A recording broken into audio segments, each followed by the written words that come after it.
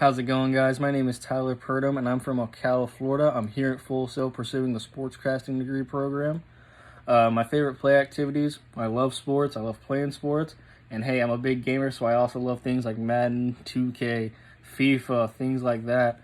I may not be as athletic as I want to be with these sports, but trust me, I'm a shoot a basketball.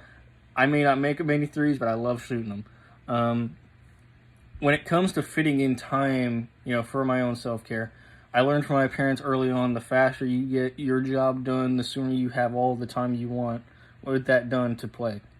And I've carried that with me a lot of get as much of my responsibilities done as I can.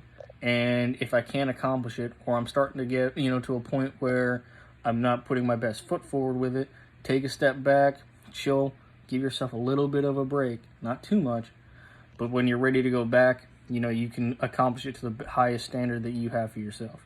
So I learned that from my parents of, put your best foot forward at each thing you do so that when you do finish it, you can sit back and say, okay, cool, I'm done with that. Let me put some time to myself.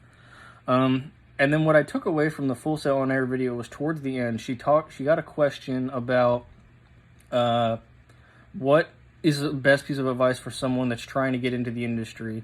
And for ours, especially as a sportscaster, it's difficult. If you're not a coach or a former player, or even just someone like, say, Skip Bayless or someone like that, someone that wrote tons of books and followed teams, he and many others, didn't have a school like this to help get your foot in the door.